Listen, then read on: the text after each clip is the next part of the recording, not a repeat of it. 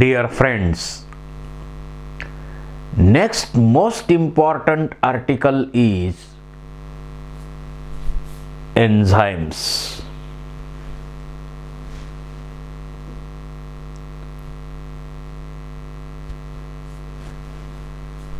En means in आणि झाइम म्हणजे east. यापासून एन्झाइम शब्द डिराइव केलेला आहे.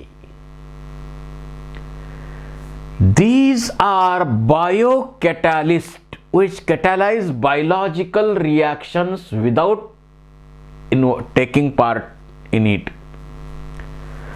प्रत्यक्ष रिॲक्शन मध्ये भाग घेत नाही, पण एन्झाइम शिवाय रिॲक्शन होऊ शकत नाही.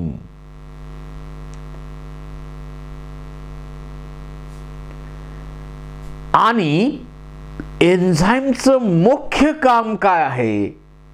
Speed up the reaction. जी काही रिॲक्शन सुरू असेल ती रिॲक्शन स्पीड अप करणं, वेगवान करणं, हे मुख्यतः एन्झाइमचं काम आहे.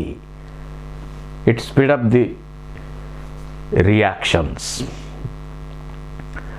Maximum enzymes are present, that is 70% enzymes are present in cell organelle like mitochondria. Respirationचा चॅप्टर ज्यावेळी तुम्ही स्टडी कराल त्यावेळी तुम्हाला लक्षात येईल तिथं कितीतरी स्टेप्स आहेत आणि या स्टेप्स मध्ये एन्झाइमचा रोल किती महत्वाचा आहे. किती एन्झाइम्स इन्व्हॉल्व होतात तर 70% एन्झाइम्स किंवा मॅक्झिमम एन्झाइम्स हे मायटोकॉन्ड्रिया मध्ये आढळतात. almost all enzymes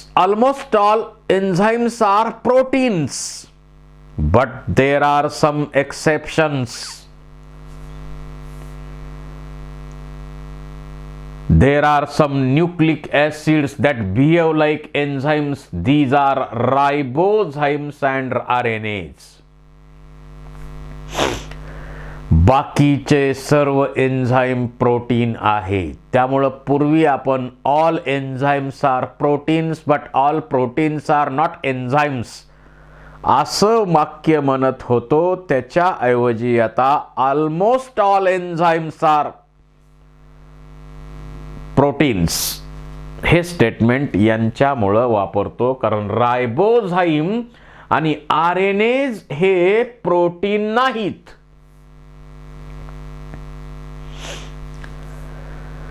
enzymes generally tertiary structure मध्ये असतात. प्रोटीन मध्ये primary structure, secondary structure, tertiary structure, quaternary structure. तर त्यापैकी एन्झाइम जनरली टर्शरी स्ट्रक्चर मध्ये असतात. They are tertiary structure because it is a stable due to presence of many bonds. अनेक प्रकारच्या बॉन्डमुळे हे स्टेबल असतात. टर्म एन्झाइम सुरुवातीला विल्यम कुने KUHNE यांनी टर्म कॉइन केलेली आहे while वर्किंग ऑन फर्मेंटेशन. फर्मेंटेशनची प्रोसेस स्टडी करताना त्यांनी एन्झाइम ही टर्म कॉइन केली.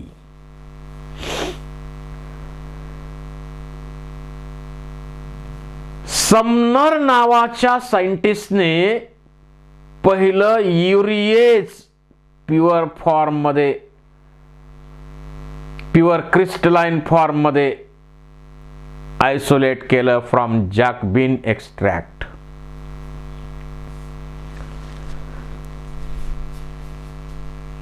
The enzymes that are produced within cell for metabolism, जे एन्झाईम सेलमध्ये मेटाबॉलिझमच्या प्रोसेससाठी तयार केले जातात त्यांना म्हणायचं endo enzymes.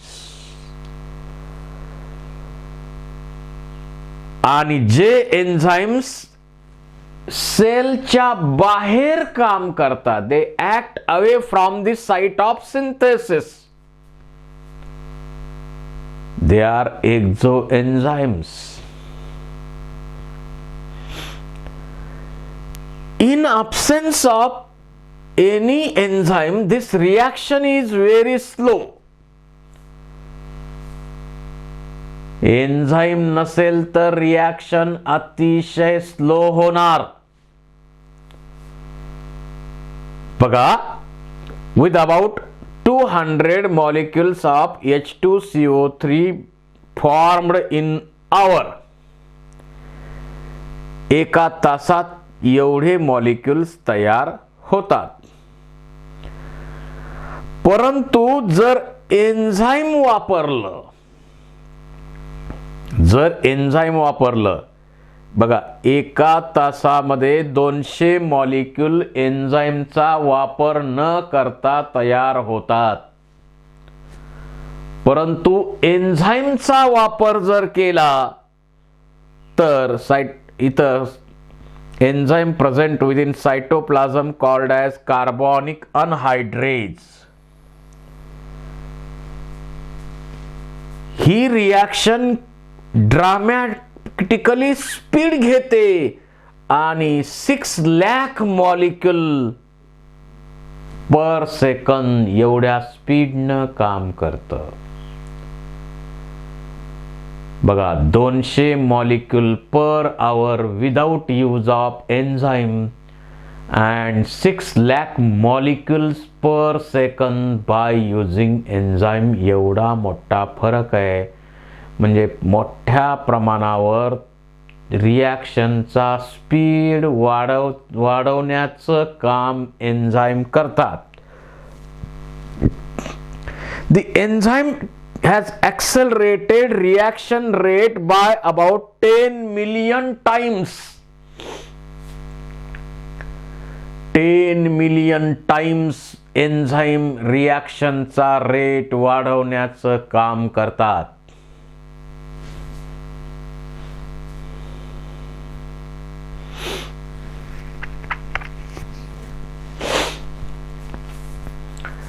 Enzymes are biological catalysts which influence the speed of biochemical reaction. ज्या काही बायोकेमिकल रिॲक्शन होतात त्यांचा स्पीड वाढवण्याचं काम एन्झाईम करतात. Almost all enzymes are proteins. Almost all enzymes are proteins, but all proteins are not enzyme. आता याला exception कोणते सांगितले मगाशी? राइबोझाइम आणि RNase. Enzymes are specific. Particular enzyme particular substrate वरती ऍक्ट होणार आणि प्रोडक्ट तयार करणार. Ribozyme, nucleic acid, RNA that behave like enzyme, हे एक्सेप्शन आहे. प्रोटीन नाही आहे हे enzyme. Enzyme forms tertiary structure 3D with some crevices, pockets असतात त्याच्यामध्ये, त्याला ऍक्टिव्ह साइट्स म्हणतो आपण. आणि त्या ठिकाणी सबस्ट्रेट फिट होत असतं.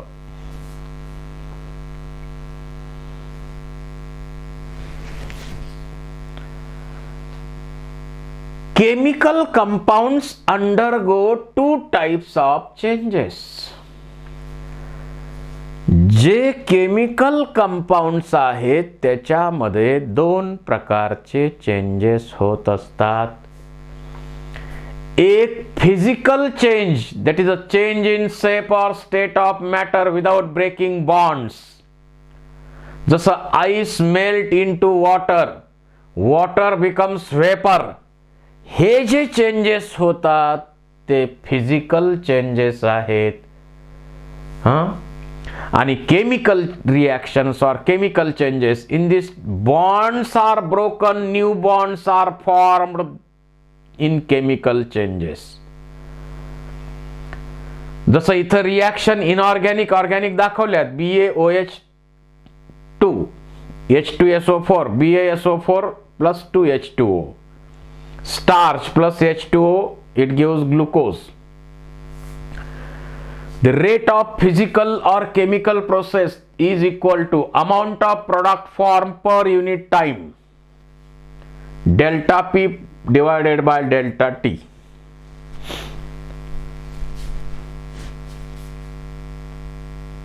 म्हणजे फिजिकल चेंजेस आणि केमिकल चेंजेस होत असतात. फिजिकल चेंजेस मध्ये change in shape or state of matter without breaking bonds, bonds break न होता होणारे चेंजेस. हा बर्फाचा खडा वितळला, पाणी तयार झालं किंवा पाण्याची वाफ झाली आणि पाण्याची वाफ झाली, इव्हॅपोरेशन झालं, इथं फिजिकल चेंजेस झालेले आहेत. आणि इथं मात्र केमिकल बॉन्ड्स जुने ब्रेक झाले, नवीन तयार झाले, यांना आपण म्हणतो chemical changes.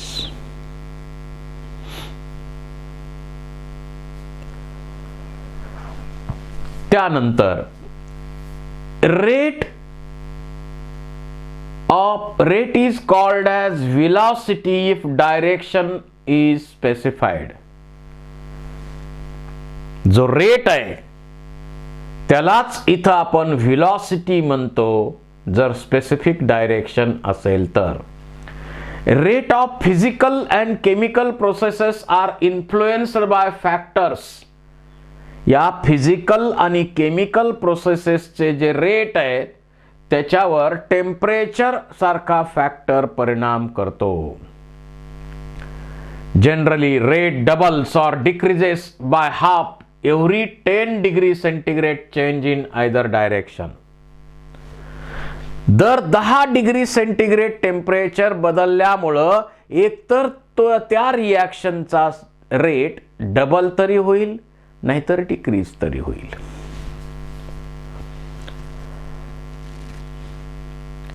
Rate of enzyme catalyzed by reaction is very high. जसं एक्झाम्पल कार्बॉनिक अनहायड्रेज कुठं असतं एन्झाईम? आपल्या आरबीसी मध्ये कार्बॉनिक अनहायड्रेज एन्झाईम आहे आणि ते काय करतं? CO2. इथं आहेच CO2 प्लस वॉटर कार्बॉनिक अनहायड्रेज H2CO3 बनवतं आणि याचा स्पीड पाहिला जर एन्झाईम नसेल तर हा speed 200 molecules per hour, 200 molecule प्रत्येक तासाला कन्वर्ट करणार. परंतु एन्झाईम जर असेल तर 6 लाख मॉलिक्युल्स पर सेकंद सर्वात स्पीड मध्ये काम करणार हे एन्झाईम आहे. सगळ्यात जास्त स्पीड कोणाचा? तर या कार्बॉनिक अनहायड्रेटचा. In absence of enzyme only 200 of H2CO2 are formed in per hour आणि त्याच्या प्रेझेन्स मध्ये मात्र 6 लाख मॉलिक्युल्स पर सेकंद एवढा स्पीड आहे.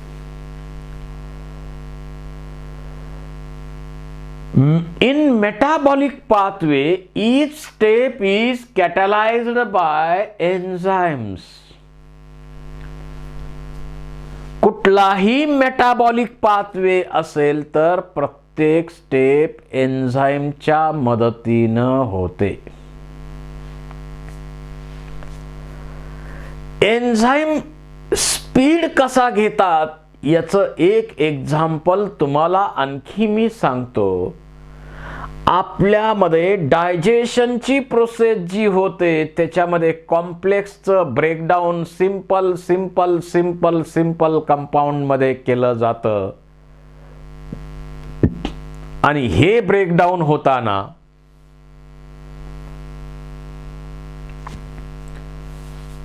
एन्झाईम मोठ्या प्रमाणावर यूज केले जातात. जर डायजेशनच्या प्रोसेसमध्ये एन्झाईमचा वापर केला नसता तर एकदा जेवण जे करतो आपण ते जेवण पचण्यासाठी 30 वर्ष लागली असती. म्हणजे प्रत्येकाला आयुष्यात 1 किंवा 2 किंवा 3 वेळा जेवायची वेळ आली असती. पण असं आहे का? पण एन्झाईम असल्यामुळं तेच काम काही आवर्स मध्ये आपल्यामध्ये होतं. इतका मोठा स्पीड वाढवण्याचं काम एन्झाईम करतात.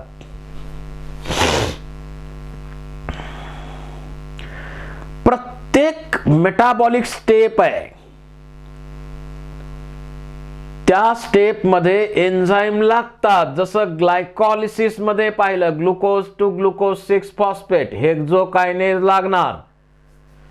Glucose 6 phosphate to fructose 6 phosphate isomerase enzyme लागणार.